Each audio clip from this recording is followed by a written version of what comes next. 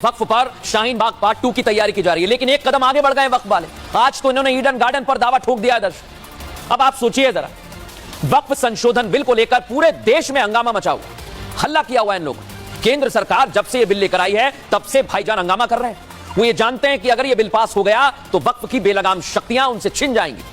शक्तियां क्या, जिसे चाहा जब चाहा अपना दावा ठोक दिया। ये जो दादागिरी है ना, ये खत्म हो जाएगी। जैसे अभी हाल ही में दर्शकों, आप सोचिए जरा, ईडन गार्डन, जो लोग क्रिकेट देखते हैं वो जानते हैं कि एक जबरदस्त स्टेडियम भारत का ये ईडन गार्डन, और वक्फ कह रहा है कि ये जो ईडन गार्डन है, ये ईडन गार्डन की जमीन वक्फ की है। आप सोचिए जरा दर्शकों थोड़ी देर के लिए, एआईएमआईएम के नेता इरफान सोलंकी हैं और वो दावा कर रहे हैं कि जो ये ईडन गार्डन है ना, ये तो वक्फ की प्रॉपर्टी है। आप बताइए जरा, ऐसे लोगों को कहां लेके जाएं? सुनिए जरा पहले वो क्या कह रहे हैं। हम जहां खड़े हैं फोर्ट विलियम वक्फ का है, ईडन गार्डन वक्फ बोर्ड में, वक्फ स्टेट में आता है। वक्फ का लॉ है, आप 6 मंथ अपने पास रख नहीं सकते। आपको वक्फ मुस्लिम मुतलिमा देना पड़ेगा आपको, वो सालों साल से पड़ी हुई है। तो ये बोलने वाला कोई नहीं है। अब हम बोलेंगे। देख लिया दर्शकों, कह रहे हैं कि ईडन गार्डन वक्फ का है। अब आप जरा थोड़ा दिमाग लगाइए। और मैं इसलिए आज कह रहा हूं कि भाई, ये ईडन गार्डन कैसे वक्फ का हो गया, कैसे ये वक्फ की संपत्ति है? ईडन गार्डन देश का सबसे पुराना क्रिकेट स्टेडियम है।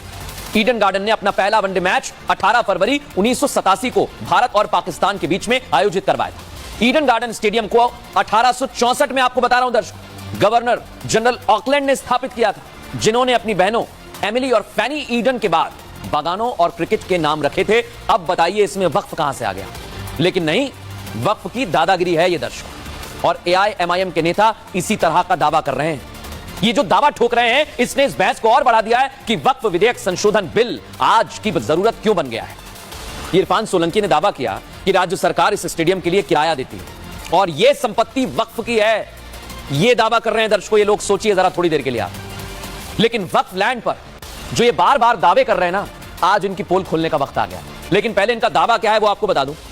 ये इरफान ये कह रहे हैं कि बंगाल में वक्फ की सबसे ज्यादा जमीन है, यहां वक्फ की सबसे ज्यादा संपत्ति का अतिक्रमण हुआ है।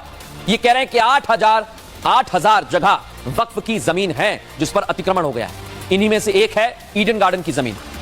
सोलंकी ने तो यह भी कह दिया कि फोर्ट विलियम्स ये भी वक्फ की संपत्ति। आप बताइए इन लोगों को कहां लेकर जाएं?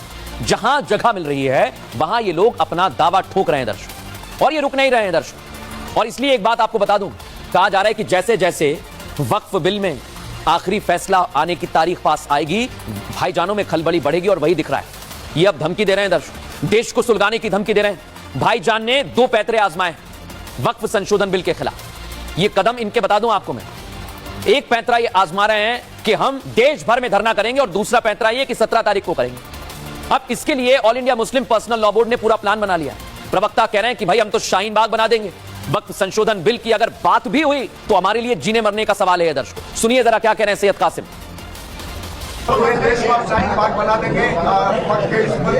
शाहीन बाग क्या था भाई? देखिए, हमारे देश में सरकार के विरुद्ध बात करने की इजाजत है नहीं है, धरना देने की इजाजत है नहीं है, पीसफुल डिमॉन्स्ट्रेशन करने की इजाजत है ही नहीं है कॉन्स्टिट्यूशन में। वही तो काम किया शाहीन बाग ने, और क्या किया? तो क्या आपके इशू पर हो सकता है, शाहीन बाग बन जाएगा? हो सकता है। वक्फ संशोधन बिल को लेकर बहस छिड़ी हुई है, और उस बीच ये कह रहे हैं कि शाहीन बाग बना देंगे। कांग्रेस ने भी अपना हाथ इसमें आगे बढ़ा दिया है दर्शक। कांग्रेस के वरिष्ठ नेता हैं राशिद अल्वी, वो सैयद कासिम रसूल इलियास के सुर में सुर ही मिला रहे हैं। वो कह रहे हैं कि भाई शाहीन बाग से एलर्जी है क्या आप लोगों को? इस बिल के विरोध में शाहीन बाग फिर हो सकता है। उनके इस बयान पर भी सियासत हो रही है दर्शकों। रिपोर्ट में आपको दिखाते हैं।